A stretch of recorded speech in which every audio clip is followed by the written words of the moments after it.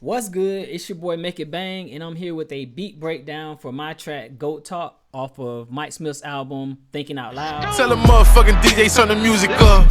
Ask these motherfucking bitches who they truly love. I done ran up that sack, I can buy a club. I've not checked out his album yet. I don't know what you're waiting for. It's dope front to back. I produced 5 tracks on there. This track is the intro to the album, so it sets the tone. I've been getting a lot of requests to do these beat breakdowns, so let's get right into it. All right, so for starters, when I started the track, I was looking for something with like some epic feel, so I got this dope sample pack from Dope Boy Kits. Shout out to Dope Boy Kits. I found this dope sample, and I started it really with that. Let me just play the sample for you.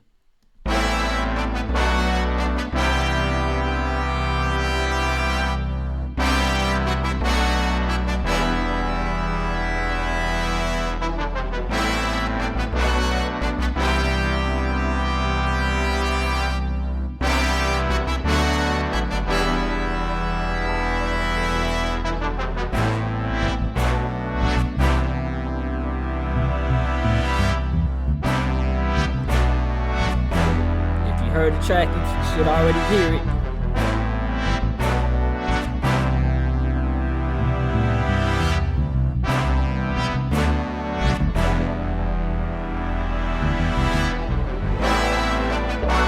Now the sample continues to go on. It's got some dope builds in it, but I didn't utilize the sample the way that y'all probably think. I could probably make 10 more beats with this sample. They did such a dope interpretation with these horns that you really don't have to do anything but add drums to it. But I didn't do that. If you listen to the track, it goes a little deeper than that. So let's start from there. That's the sample that I grabbed. First thing I did is I threw it in Serato sample.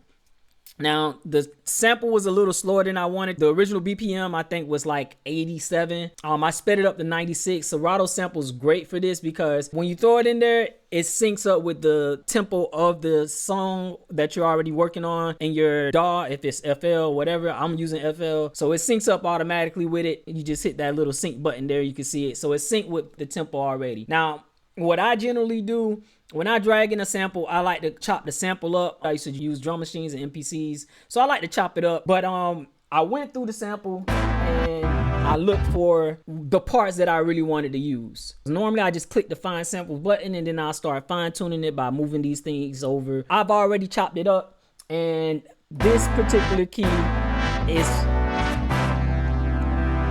what I use for the intro. That's all I really wanted. That's all I really needed from the beat to start the beat. I was like, yo, this is dope. It doesn't have too much going on. It feels like an intro to me, so I'm gonna start the track with that. So that's where we got our first part of the beat, and you'll hear that right here. Make it bang. Nice and simple. It's alive. All right, so it's clean, it's nice, it's beautiful. That's all I needed. I didn't have to do anything. I just liked that sample just the way it was. Now, the only thing that I did do with the sample, I did EQ it a little bit. All I did was rolled off the low end, didn't want all that rumble in there. Boosted the mids just a little bit in a certain area so that it'll stand out. And we went from there. Now, the next thing I did is I needed to have like a verse. I needed something that would stick out, but I still wanted to keep those horns in there. If you heard the sample, it had just that loop. It felt like a build. They just kept adding to it, which is dope, but I didn't want to make it a loop. So what I did with Serato sample, I created my own pattern and I came up with this.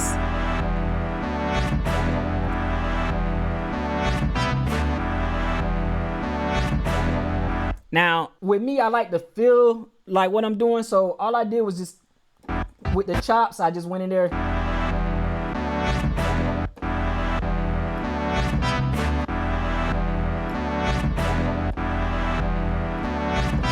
It's just a feel. It wasn't anything too crazy. The way I chopped the sample up, it was perfectly fit for me to kind of make that pattern. You would think that was something completely different. It's literally from that sample. When you get a chance, manipulate the samples, mess with them a little bit. Don't just leave it be. Don't just use a loop. Sometimes you can chop it up and make it your own. That's what I love about sampling. All right, so now that we got the meat and potatoes of everything as far as the melodies are concerned, the next thing I did was I wanted to give it a bounce. I didn't want to put too much on it. I just wanted something real simple. So I just had an 808 in a kick pattern that really is really simple, nothing too crazy, but it gave it a bounce.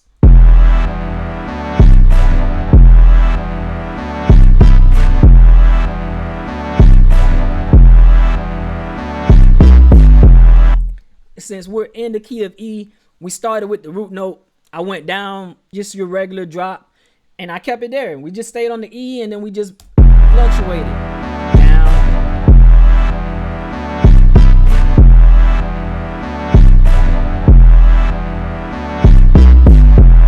And that's basically the meat and potatoes of the kicks and the 808. After that, I just needed somewhat of a hi-hat shuffle in there, and I went ahead and created just some shakers. And I believe I got those shakers off of Splice. Sometimes I'll go to Splice if I don't feel like making a hi-hat pattern, and yeah, it's just some regular, nothing crazy. And from there we added a little bit of just the snare, your regular snare bounce.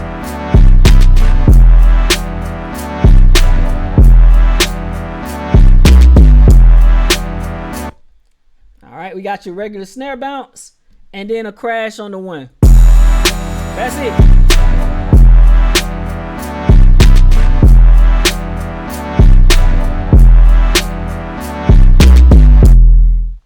Dope, right? Nice and simple, nothing crazy, no crazy rolls going on, nothing real spectacular going on there, but it's a feel, it's a bop, it's a bounce, and all it is that sample that I flipped around and those drums bopping. All right, next, all I did was add a little percussion in there. It's just a little rim shot, just to give it a little bit more feel in there.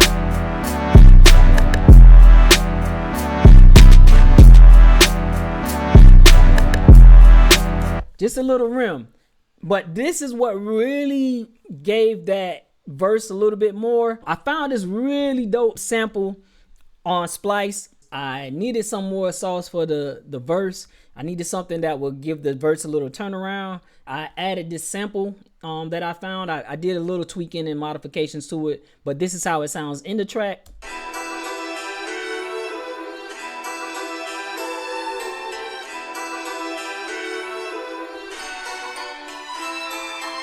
With the track, it sounds like this. Going into the second part of the verse.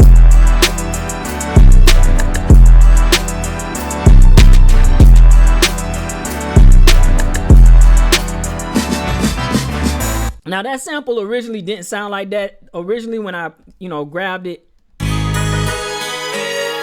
a little bit slower. It had a lot going on. The bass line is a completely different bass line than what I was doing, but I like the feel of it. It wasn't even in the same key, so I pitched it to the key that we were in. What I did also was I EQ'd it to roll off a lot of that low end that you heard there. So as you can see, all I did was really roll off the low end on there so that we can hear the screams, because that's all I really wanted was those screams. So we rolled off all that back end stuff, and we just got what we wanted, those oohs and the screams. And again, it's simple. I didn't try to reinvent the wheel. I used stuff that just fit the track. And we got to it.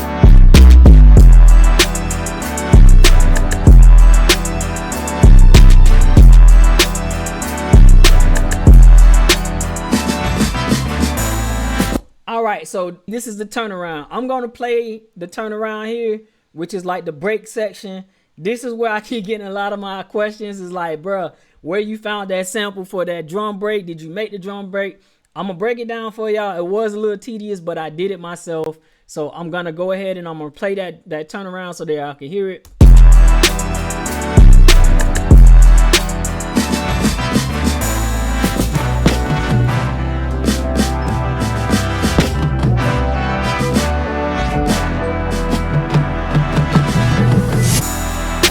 Get right back to it. So on that turnaround, first thing immediately y'all hear, we went back to what we used for the intro. We just went right back to that. Cause it just feels like something that just it's inspiring, it's getting you prepared for something. So I wanted to go back to that rather than making it like another hook. Let's just go back to what got us started in the track. We went to that intro turnaround. Now the biggest difference with that turnaround though is although I got the intro horns that I used from the beginning in there, I added some more layers to it. I found these samples that fit perfectly with it. I had to pitch it and kind of do the same thing I did with the other, roll off a little bit of the low ends, but this is how that sounds with that intro horn. You can hear the extra little sprinkles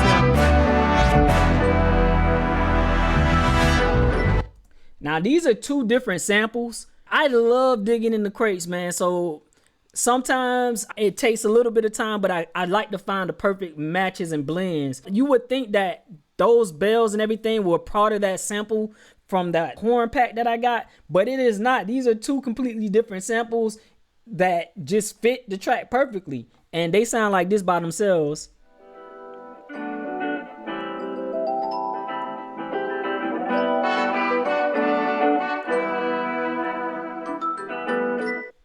And I chopped them up in the manner that worked for the track. It ended up coming out and blending very well, because when you hear them together, you would think they came from the same track.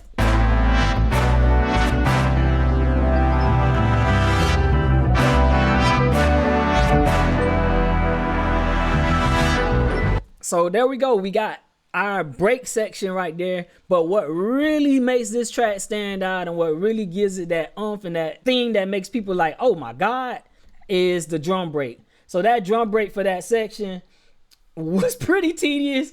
I'm going to try to explain it the best way I can. It's a combination of a lot of different drum breaks because they weren't kind of in the positions that I wanted them in, but I heard the break the way that I wanted it. So we started, before it gets into that break section, we get ready for the turnaround with it. So that that original sample was, as you can hear, it had a little more in there than what I needed. I didn't want that kick in the beginning. I didn't need that open hat in the beginning, but I love that turnaround right at that little break section. So I put it where I wanted it, which is just that part. That's all I needed from that part. We grabbed that, right? Next thing from that break, that next little section that you hear there, is, so I didn't use the kick again. I just used the I heard that part of it. I wanted that part. Cool. So now we got a full little section. Boom, crash.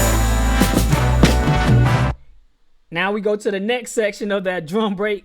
It's another drum break sample. It's a different sample altogether. These are not all together. Don't ask me how I heard all of this. I just wanted it to feel like a drummer going crazy, so I had to use a bunch of different breaks. So that next part of the break was, that's all I wanted. And when you hear it, when it's all combined, boom, boom, boom, boom, boom. We got three different drum breaks created that one drum break on that part, and we're not done yet, because after we get from that part, we got this. So that again, just that part right there, that is just the one snare, just one snare from this break here. So it's that same break that we used right before the turnaround, but I just used the plip plip. I needed that. So we went from there and we just filled it in.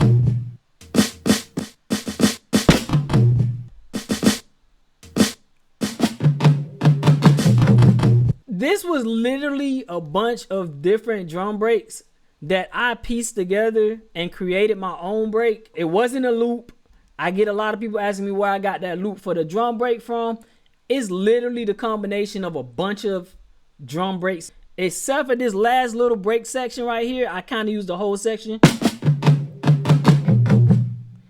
I love that break. I wanted to leave it how it was. I just layered it with the other stuff.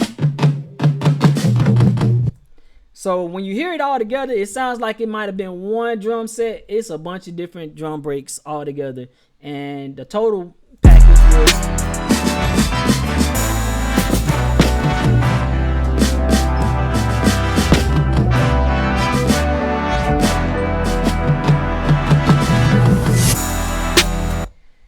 And again, that break, I wanted it to follow that horn section, make it feel bigger. So that's why I made the break the way I did.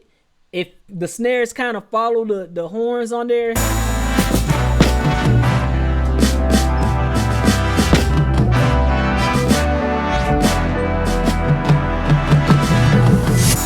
then we just go back into the verse.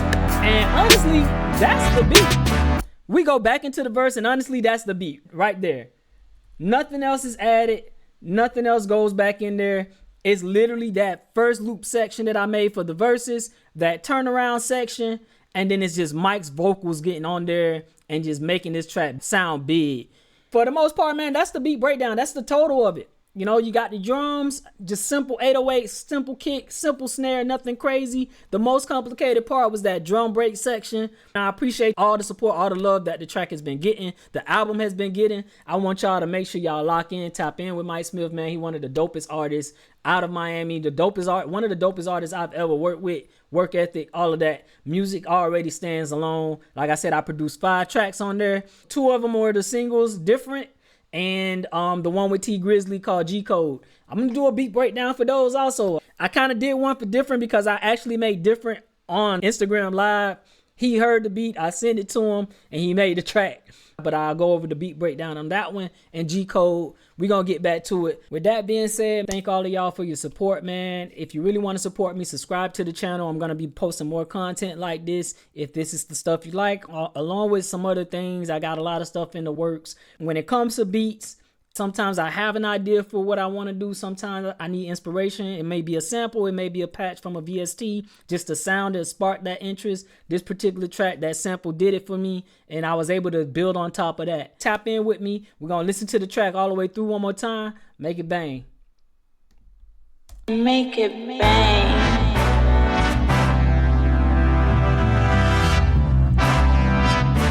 It's alive.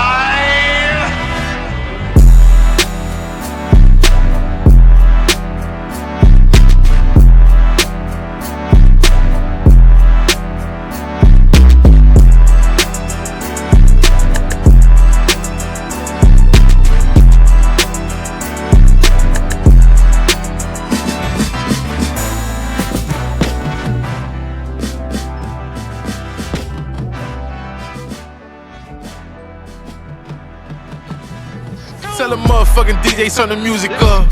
Ask these motherfucking bitches who they truly love. I done ran up that sack, I can buy a club. Fat niggas sticking dick in the bottle, girl. When I put up in that form and I killed niggas. I swear they had they nuts crossed on a real nigga. I run up they blood pressure when I floss like this. Make them sick to they stomach when I talk like this. Real nigga like Nas Smith talk that shit. Man, I get these niggas hope when I drop that dope, If I don't do nothing, I'ma hustle. Nigga, I don't see none motherfuckers.